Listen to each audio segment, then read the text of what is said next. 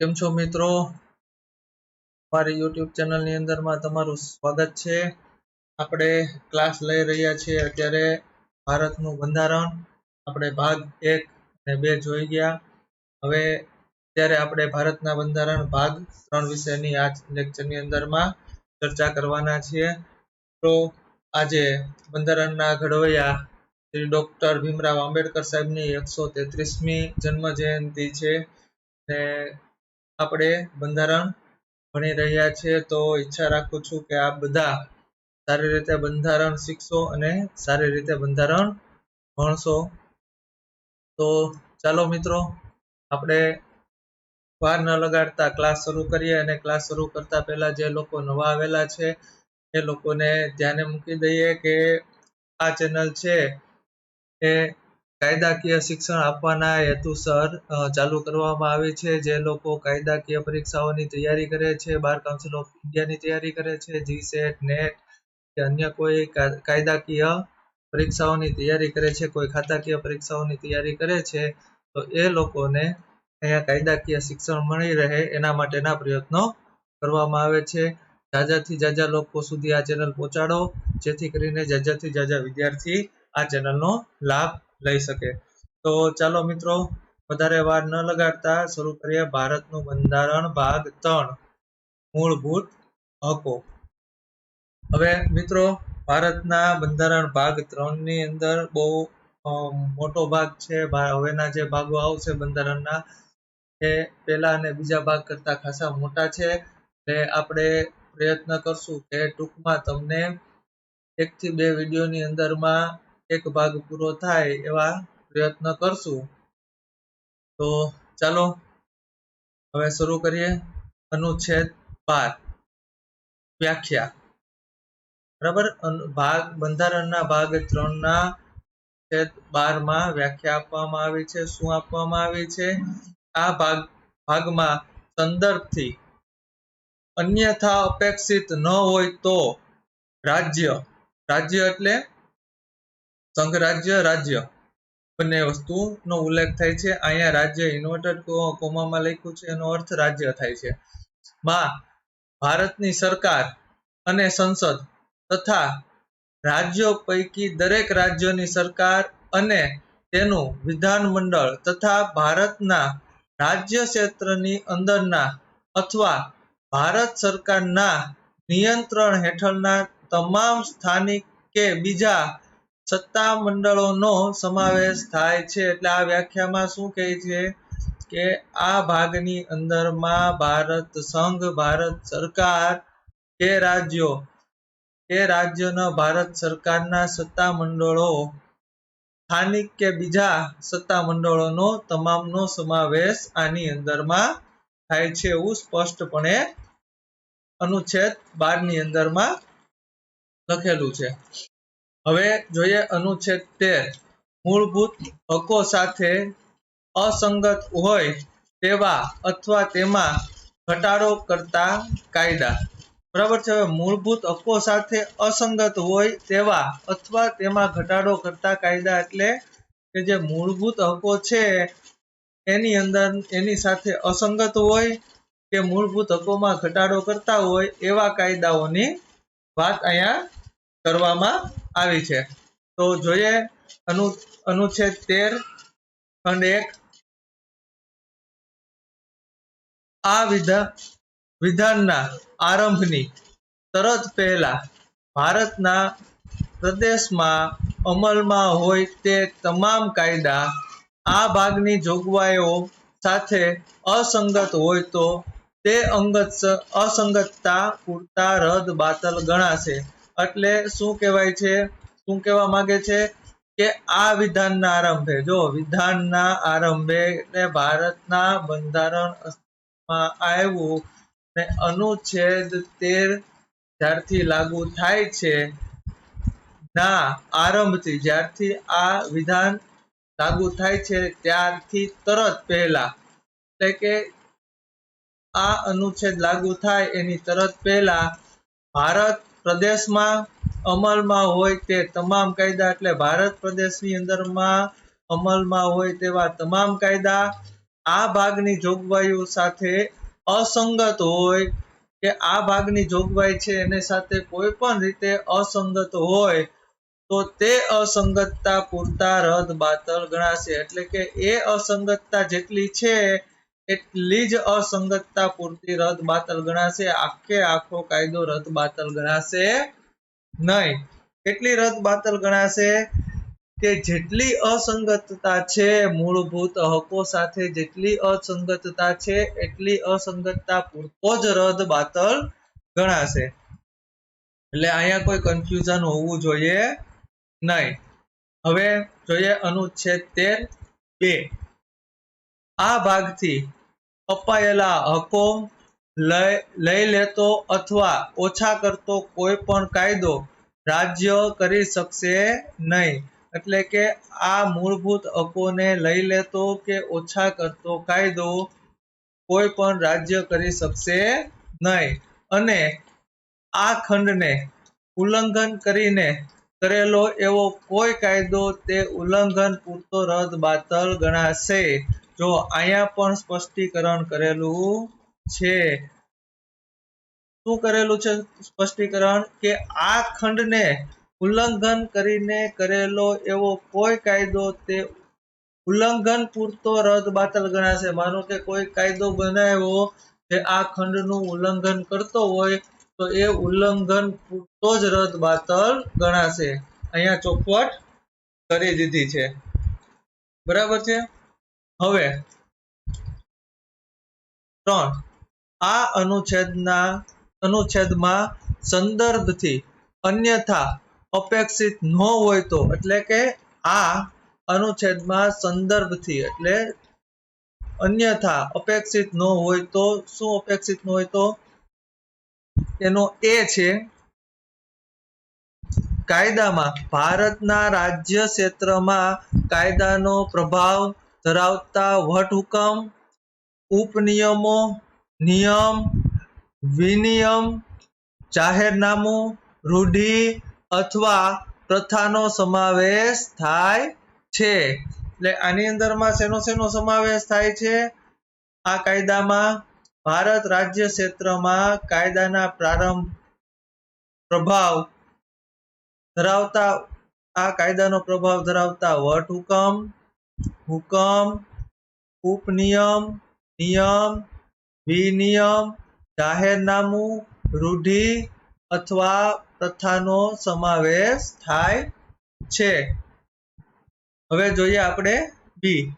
અમલમાં હોય તેવા કાયદામાં આ સંવિધાનના આરંભ પહેલા ભારતના રાજ્ય ક્ષેત્રના કોઈ વિધાન મંડળે પસાર કરેલા અથવા અન્ય યોગ્ય સત્તાધિકારીએ કરેલા આ અગાઉ રદ નહીં થયેલા કાયદાનો તે અથવા તેનો કોઈ ભાગ તે વખતે ક્યાંય પણ અથવા અમુક વિસ્તારમાં અમલમાં ન હોય તો પણ સમાવેશ થાય છે. એટલે શું કહેવા માંગે છે કે અમલમાં હોય તેવા કાયદામાં આ સંવિધાનના આરંભ પહેલા એટલે આ સંવિધાન લાગુ પડ્યું એના આરંભ પહેલા ભારત રાજ્ય ક્ષેત્રના એટલે ભારતની અંદરમાં જેટલા રાજ્ય ક્ષેત્ર છે એની અંદર કોઈ વિધાન મંડળે પસાર કરેલ અથવા કોઈ પણ વિધાન મંડળે પસાર કરેલો હોય અથવા અન્ય યોગ્ય સત્તાધિકારી એટલે અન્ય યોગ્ય જે રાજ્યનો સત્તાધિકારીઓ હોય એને અને અગાઉ રદ નહીં થયેલા એટલે અગાઉ ક્યારેય આ સંવિધાનનો આરંભ થયો એ અગાઉ ક્યાંય રદ ન થયો હોય થયેલા કાયદા અથવા તેનો કોઈ પણ ભાગ એટલે એ કાયદાનો કોઈ પણ ભાગ તે વખતે એટલે કઈ વખતે સંવિધાનનો જ્યારે આરંભ થયો છે તે વખતે અમુક વિસ્તારમાં અમલમાં ન હોય તો પણ એટલે અમુક બધા વિસ્તારમાં નહીં અમુક વિસ્તારમાં અમલની અંદરમાં ન હોય છતાં એનો સમાવેશ થાય છે. બરાબર છે. આ ચોખ્ખે ચોખ્ખું તો એક એક વસ્તુ સમજવાની જરૂર છે. આમાં ચોખ્ખે ચોખ્ખું વસ્તુ લખી છે. બરાબર છે. હવે 4 આ અનુચ્છેદમાં નો કોઈ મજકૂર અનુચ્છેદ 368 હેઠળ સંવિધાનમાં કરેલા કોઈ સુધારાને લાગુ પડશે નહીં. એટલે શું કહેવા માંગે છે? સ્પષ્ટીકરણ છે મિત્રો, આ ખાસ લખજો. આ સ્પષ્ટીકરણ છે એ ખાસ યાદ રાખવા જેવું છે કે આ અનુચ્છેદનો કોઈ મજકૂર અનુચ્છેદ એટલે કોઈ પણ આ અનુચ્છેદનો કોઈ બી અનુચ્છેદ નંબર 386 હેઠળ સંવિધાનમાં કરેલો કોઈ સુધારાને લાગુ પડશે નહીં. એટલે સંવિધાનમાં કરેલા સુધારાને આ કોઈ લાગુ પડશે નહીં. એટલે કે આમાં કોઈ એવો સુધારો કરી શકાશે નહીં. જેમ કે એને આપણે બીજી રીતે સમજવા જઈએ તો એવું કહી શકાય કે કલમ 368 હેઠળ સુધારાની સત્તા દ્વારા સંવિધાનના પાયાના ભાગો એટલે પાયાના ભાગો મૂળભૂત અધિકારો છે એ પાયાના ભાગમાં આવે છે. પાયાના ભાગો સુધારી શકાશે નહીં. એટલે 368 હેઠળ આ જે આપણે ઉપર જોયું અનુચ્છેદ 3 ની અંદરમાં એ કોઈ પણ વસ્તુમાં બંધારણીય સુધારો કરી શકાશે નહીં. એના મિત્રો ઉત્કૃષ્ટ ઉદાહરણો છે, એવા કેસો છે. જેમ કે એમાંનો બહુ પ્રખ્યાત કેસ છે કેશવાનંદ ભારતી વિરુદ્ધ કેરળનું રાજ્ય. બરાબર છે, આનું ઉત્કૃષ્ટ ઉદાહરણ છે. આ સિવાયના બીજા છે કેસો છે, જો એની વાત કરીએ તો મિનર્વા મિલ્સ લિમિટેડ વર્સિસ ભારત સંઘ, પછી ત્રીજું છે મમન રાવ વિરુદ્ધ ભારત સંઘ, અને ચોથું છે શ્રીનિવાસન વિરુદ્ધ કર્ણાટક રાજ્ય. આ બધા આના ઉદાહરણો છે કે જેની અંદરમાં એના મૂળભૂત હકોનો હનન થતું હતું. તો એ છે સુધારી શકાય નહીં. શેનાથી ન સુધારી શકાય? 368 થી સુધારી શકાય નહીં. હવે સમાનતાનો હક, અનુચ્છેદ 14 કાયદા સમાન સમાનતા. બરાબર છે, કાયદા સમાન સમાનતા એટલે કે કાયદા સમક્ષ તમામ ભારતની તમામ નાગરિકને સમાનતા, સમાન હક, સમાન કાયદાકીય સમાનતા માટેની અહીંયા વાત કરવામાં આવી છે. અને આ ખાસ છે મિત્રો, આમાં વિશે તમને નજીકના ભવિષ્યની અંદરમાં કાંઈક નવું જોવા મળી શકે છે. તો એવી અટકળો કયો તો અટકળો, કે એવું વાતાવરણ કયો તો એવું વાતાવરણ કે આ અનુચ્છેદ 14 કાયદા સમક્ષ સમાનતા થોડાક સમયની અંદરમાં આની અંદરમાં એમ્બેડમેન્ટ ને એવું બધું તમને જોવા મળી શકે એમ છે. બરાબર છે. આર્ટિકલ 14 ની અંદરમાં શું કહેવા માંગે છે? ભારતના રાજ્ય ક્ષેત્રની અંદર કોઈ વ્યક્તિને રાજ્યની કાયદા સમક્ષ સમાનતાની અથવા કાયદાના સમાન રક્ષણની ના પાડી શકાશે નહીં. એટલે આની અંદર શું કહેવા માંગે છે આર્ટિકલ 14 ની અંદરમાં કે ભારત ક્ષેત્રની અંદર કોઈ પણ વ્યક્તિને એટલે ભારત ક્ષેત્રની અંદર આવતી કોઈ પણ વ્યક્તિ પછી કોઈ પણ હોય એ વ્યક્તિને રાજ્યથી કાયદા સમક્ષ સમાનતાની અથવા કાયદાના સમાન રક્ષણની ના પાડી શકાશે નહીં. એટલે કાયદા સમક્ષ સમાનતાની અને કાયદા સમક્ષ રક્ષણની કોઈ પણ વ્યક્તિને ના પાડી શકાશે નહીં. હવે છે અનુચ્છેદ 15 ધર્મ, જાતિ, જ્ઞાતિ, લિંગ અથવા જન્મના સ્થાનને કારણે કરાતા ભેદભાવનો નિષેધ. એટલે આમાં અનુચ્છેદ 15 ની અંદરમાં શું કહેવામાં આવે છે મિત્રો? કે ધર્મ, જાતિ, જ્ઞાતિ, લિંગ અથવા જન્મસ્થાનને કારણે કરાતા ભેદભાવનો નિષેધ. નિષેધ એટલે જો હું તમને આખું સમજાવી દઉં કઈ રીતે કહે છે કે માનો કે કોઈ અન્ય ધર્મની વ્યક્તિ છે અને એ બીજી ધર્મની વ્યક્તિ છે એને તિરસ્કાર કરી શકાશે નહીં. કોઈ પણ વ્યક્તિ છે એના જાતિને લઈ કે આ ઉચ્ચ જાતિ છે, આ નિમ્ન વર્ગના લોકો છે, આ અમીર વર્ગના લોકો છે, કે પછી લિંગ છે કે આ સ્ત્રી છે, આ પુરુષ છે, કે પછી કોઈ જન્મનું સ્થાન છે કે કોઈ એવા વિસ્તારની અંદરમાં જન્મ્યું છે તો એના જન્મના સ્થાનને લઈ અને એની સાથે એ ભેદભાવ કરી શકાશે નહીં. આ બધી વસ્તુ એક સાથે લાગુ થાય છે અહીંયા કે ધર્મ, જાતિ, જ્ઞાતિ, લિંગ અથવા જન્મના સ્થાનના કારણે એની સાથે કોઈ પણ પ્રકારનો ભેદભાવ કરી શકાશે નહીં. કાયદા માટે બધા સમાન છે એવું કહેવા માંગે છે. હવે અનુચ્છેદ 15(1) કોઈ નાગરિકની સામે ફક્ત ધર્મ, જાતિ, જ્ઞાતિ, લિંગ, જન્મનું સ્થાન અથવા એમાંના કોઈ કારણે રાજ્ય ભેદભાવ કરી શકશે નહીં. એટલે કે આમાં ચોખ્ખું લખ્યું છે કે રાજ્ય કોઈ પણ વ્યક્તિ સાથે એના ધર્મ કે જાતિ કે એની સાથે કોઈ પણ વસ્તુને લઈ અને રાજ્ય ભેદભાવ કરશે નહીં કે કરી શકશે નહીં.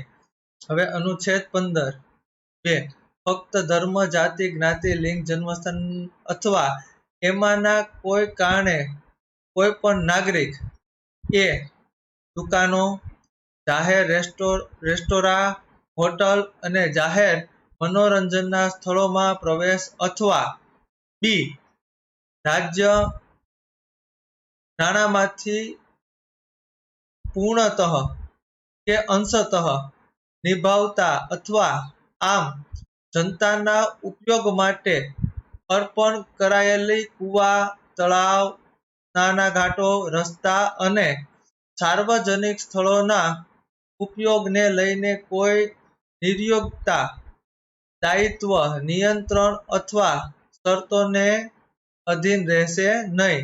એટલે આ શું કહેવા માંગે છે કે કોઈ પણ વ્યક્તિના ધર્મ, જાતિ, જ્ઞાતિ કે લિંગના આધારે કોઈ પણ દુકાન, જાહેર રેસ્ટોરન્ટ, હોટલ કે મનોરંજનના સ્થળોમાં પ્રવેશનો છૂટ આપવી કે કોઈ પ્રવેશ કરવા ઉપર પ્રતિબંધ રહેશે નહીં. કે તમને કોઈ તમારી ધર્મ, જાતિ કે જ્ઞાતિના ઓલા ઉપર તમને ધર્મ જાહેર સ્થળો એટલે કે દુકાનમાં કે જાહેર રેસ્ટોરન્ટમાં કે હોટલમાં તમારા પ્રવેશ ઉપર કોઈ પાબંદી કરી શકે નહીં. અને બીજામાં શું કહે છે કે રાજ્યના નાણાંમાંથી એટલે કે સરકારી નાણાંમાંથી પૂર્ણતઃ એટલે કે સંપૂર્ણ રીતે સરકારના નાણાંમાંથી અથવા કે અંશતઃ કે આપણે કહેવાય ને કે અર્ધ સરકારી, બરાબર છે, એવા કે અડધા અંશે સરકારના નિયંત્રણની અંદરમાં કે સરકારના નાણાંમાંથી જે નિભાવતા કે જેનો નિભાવ કરવામાં આવે છે એવું જનતાને જે આપ્યું છે કે જાહેર શૌચાલય છે કે જાહેર બાગ બગીચાઓ છે કે જાહેર રસ્તાઓ છે, જાહેર માર્ગો છે, પુલો છે, એ કોઈ પણ જગ્યા ઉપર કોઈ પણ શરતોને આધીન નિયંત્રણ રાખી શકાશે નહીં. બરાબર છે. બધી વ્યક્તિને સમાન રીતે એનો ઉપયોગ કરવાનો અધિકાર છે એવું કહેવા માંગે છે. હવે 3, આ અનુચ્છેદના કોઈ મજકૂરથી રાજ્યને સ્ત્રીઓ અને બાળકોને માટે કોઈ ખાસ જોગવાઈઓ કરવામાં બાધા રહેશે નહીં. આમાં શું કીધું છે જો આ બહુ અગત્યનું છે. આગળ કીધું બધાને સમાન હક. જો અહીંયા શું કીધું, આ ભાગના સંદર્ભથી અન્ય અપેક્ષિત ન હોય તો રાજ્યનામાં માફ કરજો, આ 13 છે, 14માં અહીંયા શું કીધું, ભારતના રાજ્ય ક્ષેત્રની અંદર કોઈ વ્યક્તિને રાજ્યથી કાયદા સમક્ષ સમાનતાની અથવા કાયદાના સમાન રક્ષણની ના પાડી શકાશે નહીં. બીજું અહીંયા શું કીધું, જો પહેલી વસ્તુ આ ધ્યાને દેવાની, બીજી વસ્તુ શું છે અહીંયા લિંગ. જો અહીંયા ધર્મ, જ્ઞાતિ કે લિંગ, પુરુષ કે સ્ત્રીલિંગ વચ્ચે તફાવત કરી શકાશે નહીં. અહીંયા શું કહેવામાં આવ્યું છે 3 ની અંદરમાં કે આ અનુચ્છેદથી કોઈ પણ મજકૂરને રાજ્યને સ્ત્રીઓ અને બાળકોને માટે કોઈ ખાસ જોગવાઈઓ કરવાની બાધા રહેશે નહીં. એટલે આ ખાસ સ્ત્રીઓ અને બાળકો માટે જોગવાઈઓ કરવામાં આવી છે કે આ અનુચ્છેદ 15 ને લઈ અને સ્ત્રીઓ અને બાળકો માટે કોઈ પણ રાજ્ય અલગથી, કોઈ પણ રાજ્યો એટલે માનો કે ગુજરાત છે, મહારાષ્ટ્ર છે, યુપી, બિહાર કોઈ પણ રાજ્ય છે એ સ્ત્રીઓ અને બાળકોના વિકાસ માટે કે એના રક્ષણ માટે અલગથી કાયદો બનાવી શકશે. જેમ કે આપણે અત્યારે કાયદો છે અસ્તિત્વનો ડોમેસ્ટિક વાયોલેન્સ, બરાબર છે, જે અલગ સ્ત્રીઓ માટે બનાવવામાં આવેલો છે. પછી એની અંદરમાં 4 સામાજિક અને શૈક્ષણિક રીતે પછાત વર્ગના નાગરિકોના કોઈ વર્ગના કષ્ટ અથવા અનુસૂચિત જાતિઓ અને અનુસૂચિત આદિજાતિઓ માટે ખાસ જોગવાઈઓ કરવાની રાજ્યને આ અનુચ્છેદ ના અથવા અનુચ્છેદ 29 ના ખંડ 2 ના કોઈ મજકૂર બાધા રહેશે નહીં. એટલે આ શું કહેવામાં માંગે છે કે જે આર્થિક, સામાજિક અને શૈક્ષણિક રીતે પછાત વર્ગના લોકો છે, એવા નાગરિકો છે, એના ઉત્કૃષ્ટ માટે એટલે એના સારું કરવા માટે અનુસૂચિત જાતિઓ માટે, અનુસૂચિત જનજાતિઓ માટે, આદિજાતિઓ માટે રાજ્યોને કોઈ ખાસ કાયદો બનાવવો હોય તો અનુચ્છેદ 29 ના ખંડ 2 ના એટલે અનુચ્છેદ 29 ના ખંડ 2 ના કોઈ પણ મજકૂર એટલે કે કોઈ પણ અંશ જે છે 29 ખંડ 2 ના કોઈ પણ અંશ છે એ બાધ્ય કરતા રહેશે નહીં. એટલે કે આ અનુસૂચિત જાતિ, અનુસૂચિત જનજાતિ અને પછાત વર્ગના લોકો માટે કે આદિજાતિઓ માટે ચોક્કસ કાયદાઓ કરવા માટેની સત્તાઓ અહીંયા આપવામાં આવી છે. બરાબર છે. હવે સામાજિક અને શૈક્ષણિક રીતે પછાત નાગરિકોના કોઈ વર્ગના ઉત્કૃષ્ટ અથવા અનુસૂચિત જાતિઓ અથવા અનુસૂચિત આદિજાતિઓ માટે કાયદાથી ખાસ જોગવાઈઓ કરવામાં જ્યાં સુધી આવે ખાસ જોગવાઈઓ અનુચ્છેદ 30 ના ખંડ 1 માં ઉલ્લેખ લઘુમતીઓની શિક્ષણ સંસ્થાઓ સિવાયની રાજ્ય દ્વારા સહાયિત અથવા બિન સહાયિત ખાનગી શિક્ષણ સંસ્થાઓ સહિતની શિક્ષણ સંસ્થાઓમાં તેઓના પ્રવેશને સંબંધિત છે ત્યાં સુધી રાજ્યને આ અનુચ્છેદમાં અથવા અનુચ્છેદ 19માં ખંડમાં 1 ના પેટાખંડ જીમાંના કોઈ મજકૂર બાધ્ય કરી શકશે નહીં. એટલે આમાં શું કહેવા માંગે છે કે કોઈ પણ શૈક્ષણિક સંસ્થા છે રાજ્ય સરકાર દ્વારા સહિત બિન સહાયિક કે ખાનગી શિક્ષણ સંસ્થાઓ છે એના માટે એડમિશનની અંદરમાં છૂટછાટ જે છે એમાં અનુચ્છેદ 19 ના ખંડ 1 ના પેટાખંડ ની અંદરમાં જે કાંઈ જોગવાઈઓ છે એ જોગવાઈઓ અહીંયા બાધ્ય કરતા નથી. હવે મિત્રો આ ખાસ વસ્તુ જોવાની છે. જો આ બધું લખ્યું ને આ બધું જુદી રીતે લખ્યું છે. જુઓ આ બી, આ 4 આ બધું જુદી રીતે લખ્યું છે. જો તમને અહીંયા આ 6 લખેલું છે એ તમને અલગથી નથી દેખાતું. આ જો આ 6 કઈ રીતે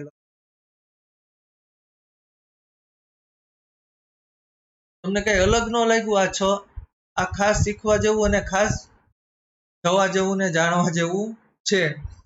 આ શું છે એ તમને કહી દઉં કે કોઈ પણ ખંડની અંદર કોઈ પણ ખંડને ઉમેરો હોય પાછળથી કોઈ પણ ખંડને ઉમેરવામાં આવે તો આવી રીતે કૌંસની અંદરમાં કોમાની અંદરમાં જો આ કોમા, આ બ્રેકેટ તો આવી રીતે લખવામાં આવેલું છે. બરાબર છે. એટલે તમને ત્યાંથી ખ્યાલ આવે કે આ ખંડ છે એને ઉમેરવામાં આવ્યો છે. આ ખંડને ઉમેરવામાં આવ્યો છે.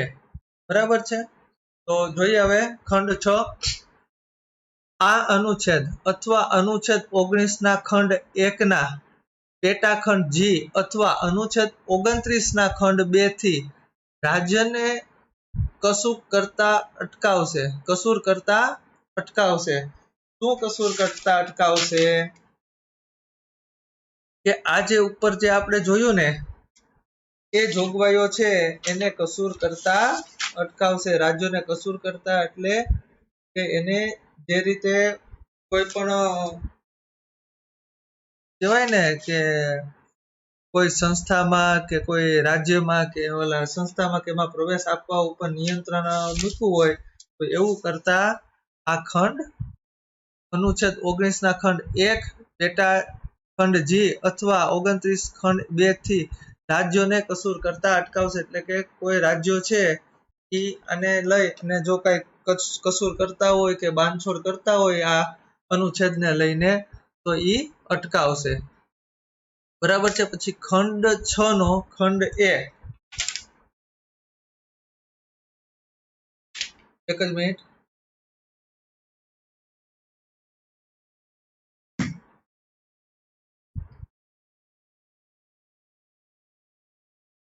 હવે આમાં ખાસ તમને મેં અહીંયા અગાઉથી ટીક માર્ક કરી અને અગાઉથી નોંધ કરેલું હતું જે તમને અહીંયા જણાવી દઉં. બરાબર છે. આ નોટ કરી લેજો અલગથી.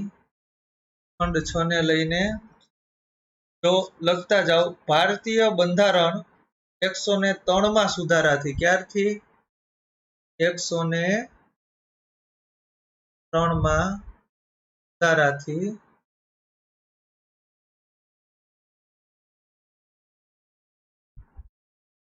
અધિનિયમ 2019 ની કલમ 2 અધિનિયમ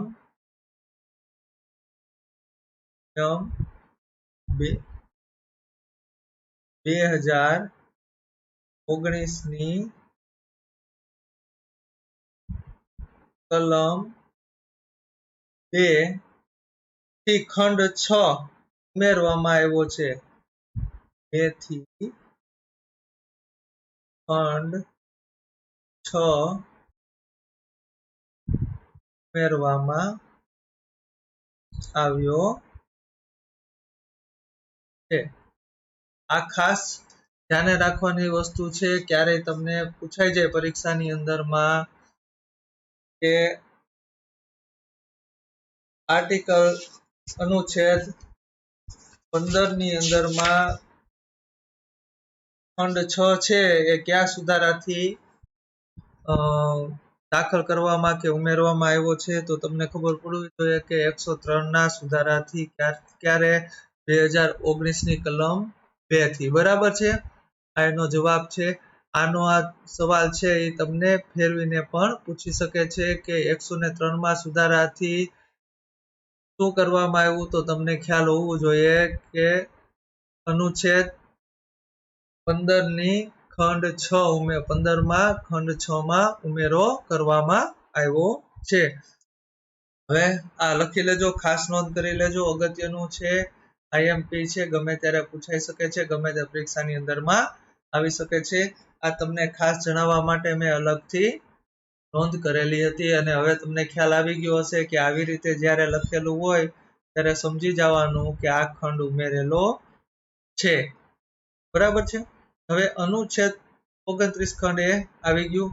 હવે ખંડ 6 એ પેટા ખંડ એ, ખંડ 4 અને ખંડ 5 માં ઉલ્લેખાયેલ હોય તે સિવાય કોઈ પણ આર્થિક નબળા ધરાવતા નાગરિકો વર્ગને ઉત્થાન માટે ખાસ જોગવાઈઓ કરવામાં બાધ રહેશે નહીં. બરાબર છે. આ શું કહે છે કે માનો કે કોઈ વ્યક્તિ છે એ અનુસૂચિત જાતિ, અનુસૂચિત જનજાતિ કે ઓબીસી માં આવતી નથી, પરંતુ આ નાગરિક છે એ શું છે? આર્થિક રીતે નબળા છે. આર્થિક રીતે નબળી વ્યક્તિઓના ઉત્થાન માટે એટલે કે એનું સારું કરવા માટે ખાસ જોગવાઈ કરવા બાધ્ય રહેશે નહીં. એટલે કે ખાસ જોગવાઈ કરવા માટે આ જે અનુચ્છેદ 29 ખંડ 2 થી જે જોગવાઈ છે એ બાધ્ય રહેશે નહીં એવું કહેવા માંગે છે. અને ખંડ બી પેટા ખંડ 4 અને 5 માં ઉલ્લેખાયેલા હોય તે સિવાયના કોઈ પણ આર્થિક નબળા ધરાવતા નાગરિકના વર્ગના ઉત્થાન માટે ખાસ જોગવાઈઓ કરવા જ્યાં સુધી આ પ્રકારની ખાસ જોગવાઈઓનો અનુચ્છેદ 30 ખંડ 1 માં ઉલ્લેખાયેલ બાબતો શિક્ષણ સંસ્થાઓ, ખાનગી શિક્ષણ સંસ્થાઓ સહાયક અથવા બિન સહાયક લઘુમતીઓની શિક્ષણ સંસ્થાઓ સિવાયની રાજ્ય થકી સહાયક અથવા બિન સહાયક સંસ્થાઓ પ્રવેશ સંબંધિત હોય ત્યાં સુધી રાજ્યને આ અનુચ્છેદના અથવા અનુચ્છેદ 30 ના ખંડ 1 ના પેટાખંડ જી થી કોઈ બાધ્ય રહેશે નહીં. જો પ્રશ્ન અનામત સંબંધિત હોય તો અસ્તિત્વ ધરાવતા અનામત સંબંધે આવા દરેક વર્ગના લોકો માટે કુલ બેઠકમાં 10% નો મહત્તમ ઉમેરો કરવો. આવી ચોખ્ખો સુધારો કરવામાં આવ્યો છે. શું કહેવા માંગે છે કે કોઈ પણ શૈક્ષણિક સંસ્થાઓ છે એની અંદર પ્રવેશ મેળવવા માટે આર્થિક રીતે નબળા લોકો માટે વ્યવસ્થા કરવાની વાત છે કે વ્યવસ્થા કરવામાં આવી છે એવી વાત છે.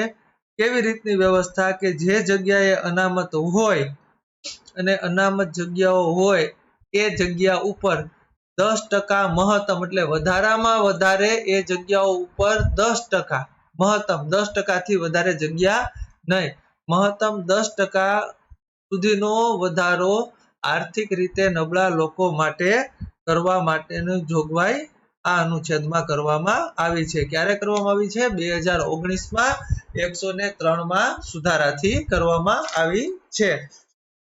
બરાબર છે.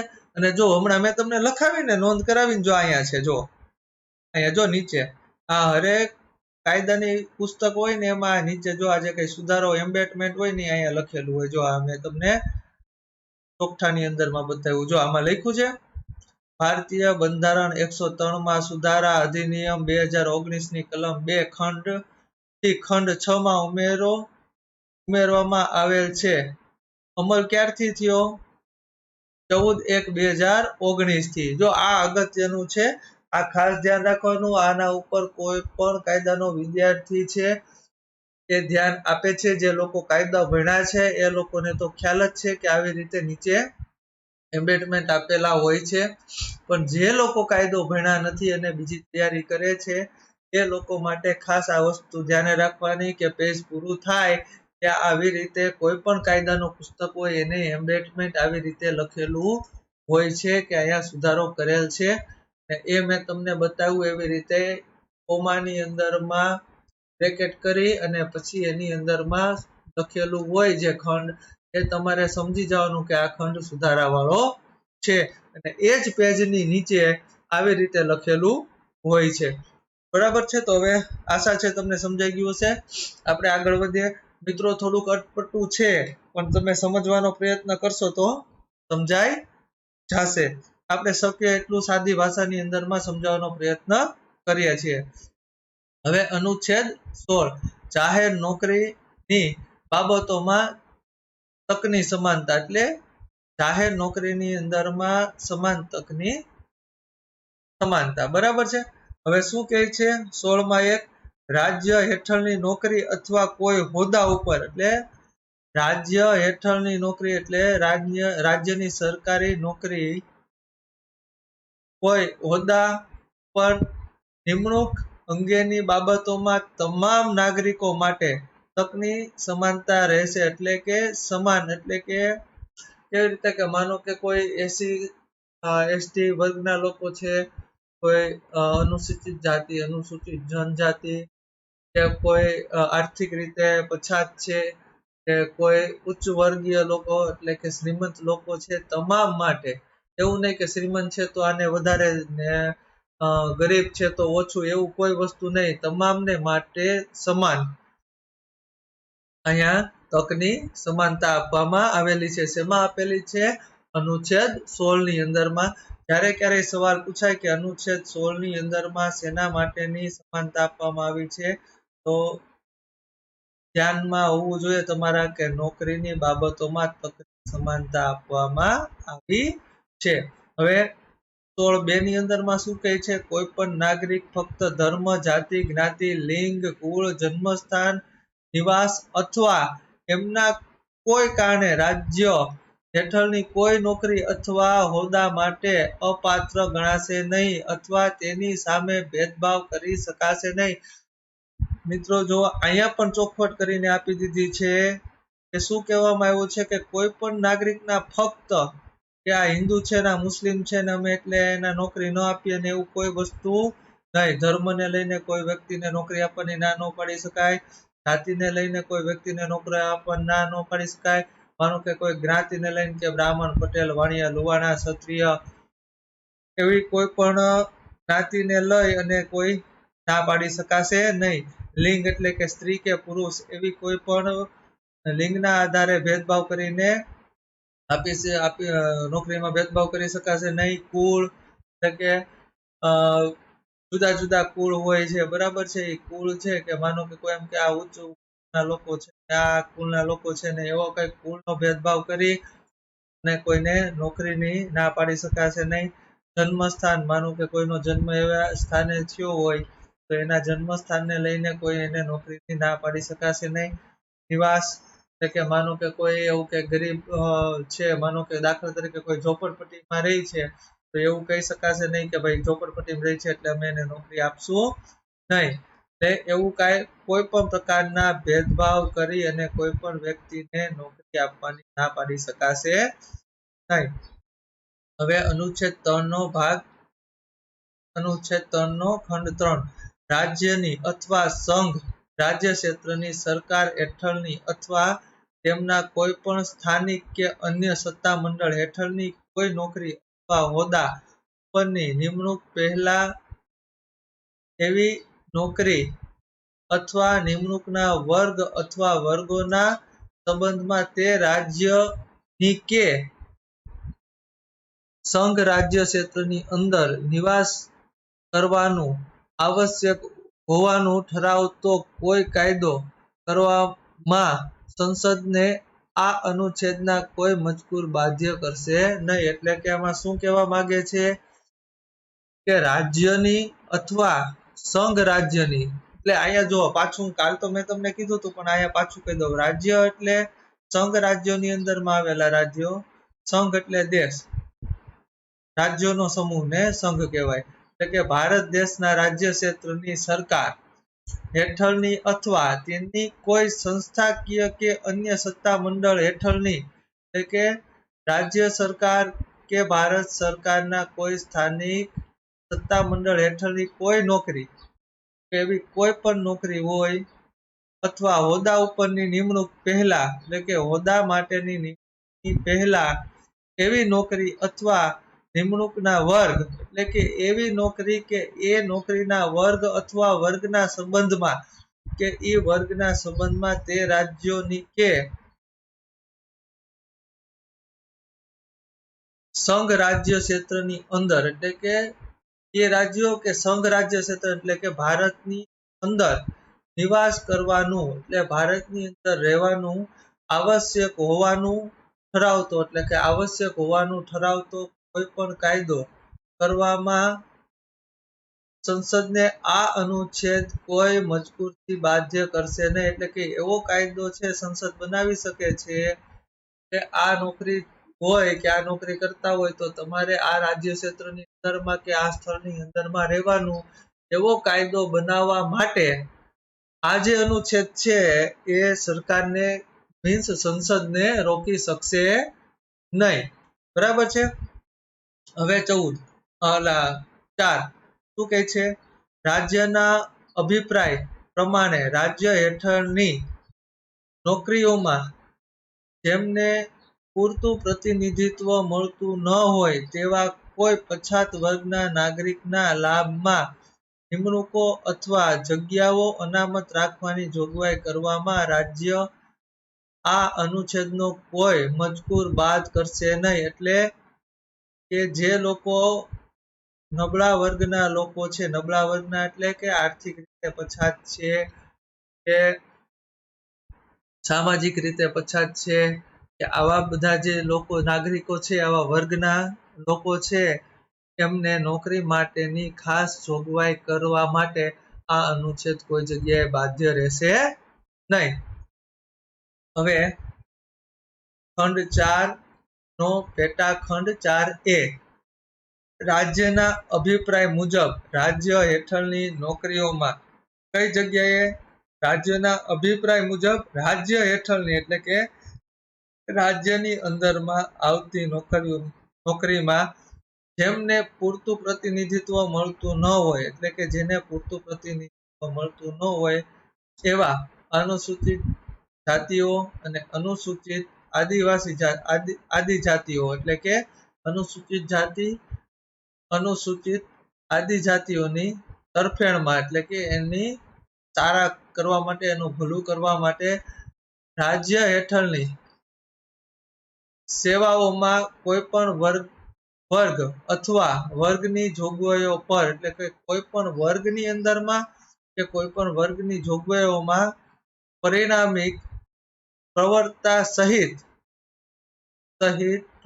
સહિત બઢતી આપવાની બાબતોમાં અનામત રાખવા માટેની કોઈ પણ જોગવાઈ કરવામાં રાજ્યને આ અનુચ્છેદ કોઈ મજકૂર બાદ રહેશે નહીં. એટલે કે બઢતી આપવાના કોઈ પણ કાયદો જો રાજ્ય સરકાર બનાવે, કોના માટે બનાવે? અનુસૂચિત જાતિઓ અને અનુસૂચિત આદિજાતિઓ માટે કોઈ કાયદો રાજ્ય સરકાર બનાવે તો એને આ ખંડ લાગુ પડશે નહીં. હવે ખંડ 4 નો પેટાખંડ 4B, આ ખંડમાં કોઈ મજકૂરથી રાજ્યને કોઈ વર્ગથી ભરાયેલી ખાલી જગ્યાઓ જે ખંડ 4 ની અથવા ખંડ 4A ની હેઠળની અનામતની જોગવાઈઓ અનુસાર તે વર્ષમાં ભરવાની થતી હોય તેની ત્યાર પછીની કોઈ પણ વર્ષ અથવા વર્ષમાં ભરવાની ખાલી જગ્યાઓના વર્ગ તરીકે વિચારણા કરતા અટકાવી શકાશે નહીં, અને ખાલી જગ્યાઓના એવા વર્ગને તે જે વર્ષમાં ભરવાની થતી હોય તે વર્ષની ખાલી જગ્યાઓની કુલ સંખ્યા પરની અનામતની 50% ની ટોચમર્યાદા નક્કી કરવા માટે વિચારણામાં લેવી જોઈશે નહીં. એટલે કે જે જગ્યાઓ જે ઉદ્દેશ માટે ખાલી પડી છે એ જગ્યાઓને એ ઉદ્દેશથી ભરવાની છે. કે પછી આગળની વર્ષની અંદરમાં જગ્યાઓ ખાલી પડે અને એની અંદરમાં ખાલી જગ્યાઓમાં ભેળવી દે અને પછી 50% કરી એને જાહેર કરે, એમ નહીં કે આગલા વર્ષની ભરવાની બાકી રહી ગયેલી જગ્યાઓ હોય એને એ જ હેતુઓ માટે અને એ સ્થાન માટે ભરવી, એવું કહેવામાં આવે છે.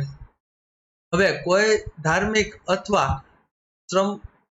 સાંપ્રદાયિક સંસ્થાના કામકાજ સંબંધમાં હોદ્દા ધરાવનાર અથવા તેવી સંસ્થાના સંચાલક મંડળને કોઈ સભ્ય અમુક ધર્મ અથવા સંપ્રદાયના હોવો જોઈએ એવી જોગવાઈવાળા કોઈ કાયદા અમલને આ અનુચ્છેદના કોઈ મજકૂર બાદ રહેશે નહીં. એટલે કે શું કહેવા માંગે છે કે કોઈ ધાર્મિક અથવા સાંપ્રદાયિક સંસ્થા છે, માનો કે કોઈ ધાર્મિક છે, હિન્દુ ધર્મને લગતી કોઈ ધાર્મિક સંસ્થાઓ છે કે કોઈ સંપ્રદાયને લગતી કોઈ સંસ્થા છે કે એના સંસ્થાના કામકાજ સંબંધમાં હોદ્દો ધરાવનાર અથવા તેવી સંસ્થાના સંચાલન મંડળને કોઈ સભ્ય અમુક ધર્મ અથવા સંપ્રદાયનો હોવો જોઈએ એવી જોગવાઈઓ વાળો કોઈ કાયદાના અમલને આ અનુચ્છેદનો કોઈ મજકૂર બાદ રહેશે નહીં. એટલે કે શું કહેવા માંગે છે કે માનો કે હિન્દુ ધર્મ છે એને લગતી કોઈ ધાર્મિક સંસ્થા છે અને એ ધાર્મિક સંસ્થાની અંદરમાં જગ્યા છે વહીવટ કરવા માટેની, તો એની કે હિન્દુ ધર્મની જ વ્યક્તિ હોવી જોઈએ એવી એની જોગવાઈ છે, તો એના માટે આ કલમ કોઈ જગ્યાએ બાધ્ય રહેશે નહીં. એ સંસ્થા છે એના ધર્મની વ્યક્તિને તેમાં ભરતી કરી શકશે. બરાબર છે. હવે જો પાછું આવ્યું અહીંયા, જો અહીંયા આવ્યું આ ખંડવા જોવો 6 અને આ 5 ને જોવો, જો આ બે માં લખવામાં કઈ તમને ફેર લાગે છે? જો અહીંયા કોમા નથી, 5માં અહીંયા કોમા નથી, અહીંયા મોટો કાઉન્સ નથી, નાના કાઉન્સની અંદરમાં લખેલું છે. જ્યારે અહીંયા જુઓ અહીંયા કોમા છે, એ મોટો કાઉન્સ કરવામાં આવ્યો છે અને અહીંયા કાઉન્સની અંદરમાં લખવામાં આવ્યું છે. આનો અર્થ શું થાય કે આ અનુચ્છેદ ઉમેરવામાં આવ્યો છે 103 માં સુધારાથી. બરાબર છે, એ અનુચ્છેદ ઉમેરવામાં આવ્યો છે. હવે જોઈ લો, ખાસ જોઈ લો, આનામાં પણ ખાસ નોંધ કરજો. શું નોંધ કરવાની છે, કઈ રીતે કરવાની છે નોંધ? અનુચ્છેદ 16 ની શું લખવાનું છે? અનુચ્છેદ 16 નો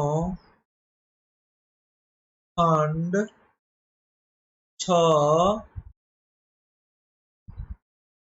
ભારતીય બંધારણ 103 માં ધારા અધિનિયમ ની આ જોજો, ઓલામાં કલમ 2 હતી, આમાં છે કલમ 3 થી ખંડ 6 ઉમેરવામાં આવેલ છે. આ ખાસ નોંધ રાખજો. અમલમાં ક્યારે આવ્યું? તો કે 14/1/2019 થી અમલમાં આવ્યું. આ નોંધ ખાસ લખી લ્યો, પૂછાઈ શકે છે. આ નોંધની અંદરમાં એક જ ફેરફાર છે. પેલાની જે ખંડ 6 ઉમેરવામાં આવ્યો હતો એ ક્યારથી, તેનાથી કલમ નંબર 2 થી ઉમેરવામાં આવ્યો હતો. આ ખંડ ઉમેરવામાં આવ્યો છે ક્યારથી આવ્યો છે? કલમ 3 થી ઉમેરવામાં આવ્યો છે. એટલે જોજો, કન્ફ્યુઝ ન થતા, શાંતિથી વિચારી અને જોજો. જો અહીંયા હું તમને બતાવી દઉં, અહીંયા છે ક્યાંથી છે? કલમ નંબર 2 થી છે. 16 ની અંદર છે, એની નીચે જો અહીંયા વાંચો તમે કે ભારતના બંધારણ 103 ના સુધારાથી અધિનિયમ 19 કલમ નંબર 2 માં છે. આ ક્યારે સુધારો છે? આ સુધારો છે કલમ નંબર 3 થી છે. એટલે આ બે ની અંદરમાં કન્ફ્યુઝ થવાનું નથી. તો ચાલો, સરસ લખાઈ ગયું.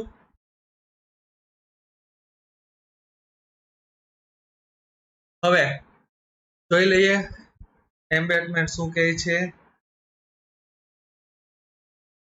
આ અનુચ્છેદથી રાજ્યને ખંડ 4 માં ઉલ્લેખાયેલા વર્ગો સિવાયના આર્થિક રીતે નબળા ધરાવતા નાગરિકોના વર્ગના પ્રવર્તમાન અનામત ઉપરાંત હોદ્દા આધારિત નિમણૂક તથા અસ્તિત્વ ધરાવતા અનામતમાં દરેક વર્ગ માટે 10% જેટલી મહત્તમ ઉમેરો કરવા કે હોદ્દાઓના અનામત માટે જોગવાઈઓ કરવાથી બાદ રહેશે નહીં. એટલે ક્યાંથી બાદ નહીં રહે? કે કોઈ પણ વ્યક્તિ છે જે આર્થિક રીતે પછાત છે એવી વર્ગની વ્યક્તિને, નબળા વર્ગની વ્યક્તિને, આ કેવા નબળા?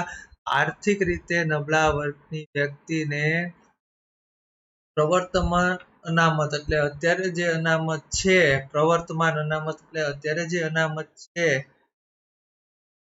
એ સિવાય ઉપરાંત હોદ્દો આધારિત, એટલે હોદ્દા આધારિત નિમણૂક તથા અસ્તિત્વ ધરાવતા અનામતમાં, એટલે કે અત્યારે જે અસ્તિત્વ ધરાવે છે એ અનામતના દરેક વર્ગ માટે 10%, એટલે હરેક વર્ગના લોકો માટે મહત્તમ ઉમેરો કરવાની જોગવાઈઓ કરતા બાધ્ય રહેશે નહીં. એટલે કે જોગવાઈ કરી શકાશે, આ ખંડ એને બાધ્ય રહેશે નહીં.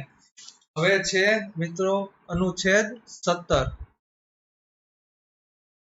અનુચ્છેદ 17 અસ્પૃશ્યતા નાબૂદી. બરાબર છે, આ બહુ મહત્વનું છે. ઘણી વખત અસ્પૃશ્ય નાબૂદી છે એ બંધારણના કયા અનુચ્છેદમાં છે એવા સવાલ પૂછાઈ જાય છે. બરાબર છે, આની પહેલા પૂછાઈ ગયેલો છે. બાર કાઉન્સિલ ઓફ ઇન્ડિયાના પેપરની અંદરમાં આ સવાલ પૂછાઈ ગયો છે. જીસેટ ની પરીક્ષાની અંદરમાં આ સવાલ પૂછાઈ ગયો છે. યુજીસી ની અંદરમાં પણ આ સવાલ પૂછાઈ ગયેલો છે. એટલે સામાન્ય રીતે અસ્પૃશ્યતા નાબૂદીના સવાલો છે એ પૂછાઈ જાય છે. અને આ સવાલ 3 જગ્યાએ પૂછાઈ ગયેલો છે ભૂતકાળની અંદરમાં. એટલે ખાસ ધ્યાન રાખજો. અસ્પૃશ્યતા નાબૂદ કરવામાં આવે છે. બરાબર, ક્યારથી નાબૂદ કરવામાં આવે છે? આ અનુચ્છેદ 17 થી અસ્પૃશ્યતા નાબૂદ કરવામાં આવે છે. અને કોઈ પણ રૂપમાં એના આચરણની માન કરવામાં આવે છે, મના કરવામાં આવે છે. એટલે કે કોઈ પણ રૂપની અંદરમાં એના આચરણની એટલે કોના આચરણની અસ્પૃશ્યતાના આચરણની કોઈ પણ રૂપમાં આચરવાની મના એટલે મનાઈ કરવામાં આવે છે. એટલે મનાઈ એટલે પ્રતિબંધિત કરવામાં આવે છે. અસ્પૃશ્યતામાંથી ઉદ્ભવતી કોઈ પણ નિર્યોગ્યતા લાગુ પાડવી તે કાયદા અનુસાર શિક્ષાપાત્ર ગુનો બનશે. જો કોઈ એવું કરશે, અસ્પૃશ્યતા લઈને કોઈ પણ ભેદભાવ કે કોઈ પણ વસ્તુ કરશે તો એ કાયદેસર ગુનો બનશે. બરાબર છે? આવું ચોખ્ખું લખવામાં આવ્યું છે. એટલે અસ્પૃશ્યતા નાબૂદી અનુચ્છેદ 17 થી નાબૂદ કરવામાં આવી છે. હવે અનુચ્છેદ 18 કિતાબોની નાબૂદી. આ બહુ વસ્તુ શીખવા જેવી છે અને બહુ ઓછી ચર્ચામાં આવતી હોય છે. આખા જોવું કેમ કે કિતાબ એટલે આપણે કહીએ છે ને એમ પદ્મશ્રી ને પદ્મભૂષણ ને પદ્મવિભૂષણ ને એ બધા જે છે ને એને ખિતાબ કહેવાય. બરાબર છે? કિતાબોની નાબૂદી. કેવા કિતાબોની નાબૂદી? તો અનુચ્છેદ 18(1) ની અંદરમાં ચોખ્ખું લખ્યું છે લશ્કરી અથવા શૈક્ષણિક વિશિષ્ટમાન ન હોય તેવા કોઈ ખિતાબ રાજ્યથી એનાયત કરી શકાશે નહીં. કેવા ખિતાબો રાજ્યથી એનાયત કરી શકાશે નહીં? લશ્કરી અથવા શૈક્ષણિક વિશિષ્ટમાન ન હોય એટલે લશ્કરી ન હોય, શૈક્ષણિક ન હોય, વિશિષ્ટમાન ન હોય તેવા કોઈ ખિતાબ રાજ્યથી એનાયત કરી શકાશે નહીં એટલે રાજ્યથી આપી શકાશે નહીં. આ 3 પ્રકારના ખિતાબો છે એ જ ખિતાબો રાજ્યથી આપી શકાશે. કેવા? લશ્કરી, શૈક્ષણિક અને વિશિષ્ટમાન એટલે વિશિષ્ટ રીતે કાંઈ અલગ કરેલું હોય એવા વિશિષ્ટમાન ખિતાબો છે. એ સિવાયના કોઈ ખિતાબો રાજ્યથી એનાયત કરી શકાશે નહીં.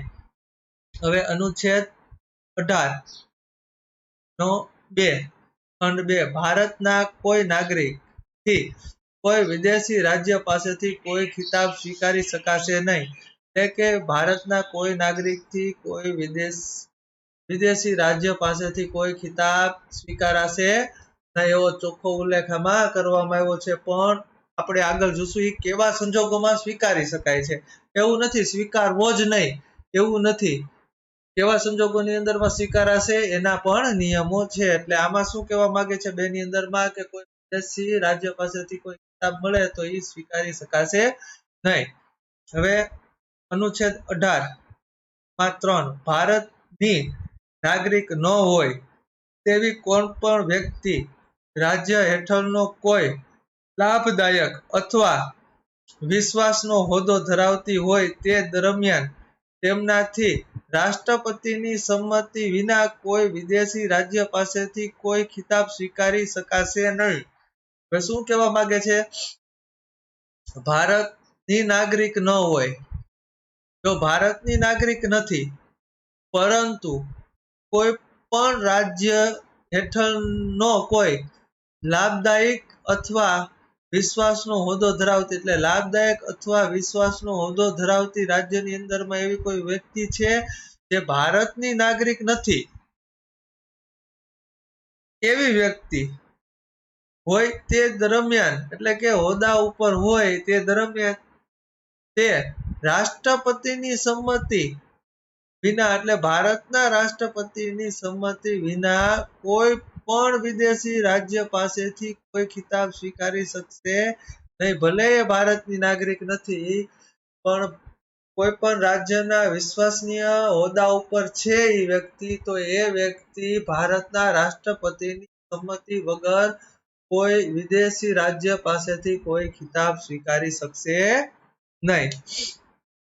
હવે છે 4 રાજ્ય હેઠળનો કોઈ લાભદાયક અથવા વિશ્વાસનો હોદ્દો ધરાવતી કોઈ પણ વ્યક્તિ રાષ્ટ્રપતિની સંમતિ વિના કોઈ વિદેશી રાજ્ય પાસેથી કોઈ ભેટ કે વળતર અથવા તેની હેઠળ કોઈ પ્રકારનો હોદ્દો સ્વીકારી શકશે નહીં.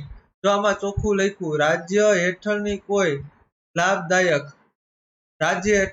લાભદાયક વ્યક્તિ એટલે કે રાજ્યની અંદરમાં કોઈ પણ વ્યક્તિ હોય, રાજ્ય હેઠળની કોઈ પણ વ્યક્તિ હોય એ વિશ્વાસનો હોદ્દો ધરાવતી હોય તો કોઈ પણ વ્યક્તિ રાષ્ટ્રપતિની સંમતિ વિના વિદેશી રાજ્યો પાસેથી કોઈ ભેટ કે વિદેશી રાજ્યો છે એના પાસેથી કોઈ પણ પ્રકારની ભેટ કે મળતર એટલે કે કોઈ પણ નાણાકીય ભેટ કે કોઈ પણ ભેટ અથવા તેની હેઠળ કોઈ પણ પ્રકારનો હોદ્દો એટલે કે આ સિવાયનો કોઈ પણ વિદેશી રાજ્ય નીચેનો હોદ્દો રાષ્ટ્રપતિની સંમતિ સિવાય સ્વીકારી શકાશે નહીં.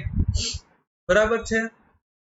આ રીતનું છે. એટલે તમારે કોઈ વિદેશી પાસેથી કોઈ વસ્તુ મેળવવી હોય જે ભારતના વિશ્વસનીય હોદ્દા ઉપર હોય તો એના માટે રાષ્ટ્રપતિ હોવી જરૂરી છે એવું અનુચ્છેદ 18 ના 3 અને 4 ખંડની અંદરમાં કહેવામાં આવ્યું છે. મિત્રો આ છે આપણું અત્યાર સુધીનું ભાગ 3. હજી બીજા ભાગની અંદરમાં આપણે આગળના ખંડ જોશું, આગળના અનુચ્છેદ જોશું. બરાબર છે. ઘણું છે જે આની અંદરમાં બહુ મોટો ખંડ છે, ઘણું શીખવા જેવું છે, ઘણું જાણવા જેવું છે. એટલે આપણે આની પછીનું આવતા લેક્ચરની અંદરમાં જોશું. અત્યાર સુધીનું જો આગળ કોઈ સમજાય નહીં, કોઈ એવી તમને એવું હોય કે મને સમજાતું નથી તો કોમેન્ટ કરો, કોઈ સૂચન હોય તો સૂચન કરો અને આ વિડીયો છે આગળ બીજા સુધી પહોંચાડો જે વિદ્યાર્થી લાભ લઈ શકે. મિત્રો આપણે ડિટેલની અંદરમાં એટલે જ ભણાવીએ છીએ કે તમને કઈ વસ્તુ છે એ જાણવા મળે. આપણે એવું નથી, તમે બધા લોકો છે એ હોશિયાર છો, તમે બધા લોકો કાયદા ભણેલા છે એવું માનીને આપણે ચાલીએ, પણ વિશેષ આ લેક્ચર જોવાથી તમને ઘણું જાણવા મળશે, ઘણું અમને પણ જાણવા મળશે. તમે નીચે કોમેન્ટ કરો અને બીજા વિદ્યાર્થીઓ જે તૈયારી કરે છે એ લોકો સુધી પહોંચાડવાનો પ્રયત્ન કરો જેથી કરીને બધા તૈયારી કરી શકે. બરાબર છે. તો આપણે ફરી મળીશું એક નવા વિડીયો સાથે. ત્યાં સુધી આવજો. આપણે એક નવા વિડીયો સાથે મળીશું ને ત્યાં સુધી શાંતિથી તૈયારી કરો અને કોઈ પણ મૂંઝવણ હોય તો નીચે કોમેન્ટ બોક્સમાં કોમેન્ટ કરી અને લખો જેથી કરીને ખ્યાલ આવે કે તમને કોઈ સમજવામાં શું મુશ્કેલી છે, શું મૂંઝવણ છે, જેથી કરીને આપણે એમાં વધારે સુધારો કરી શકીએ, વધારે સમજાવી શકાય એવો પ્રયત્ન કરી શકીએ, સ્કિલ ઇમ્પ્રૂવ કરી શકીએ અને તમે બધા અને આપણે બધા સાથે મળીને આગળ વધીએ એવા પ્રયત્નો કરી શકાય. આપણે ફરી મળશું એક નવા ક્લાસ સાથે. ત્યાં સુધી આવજો.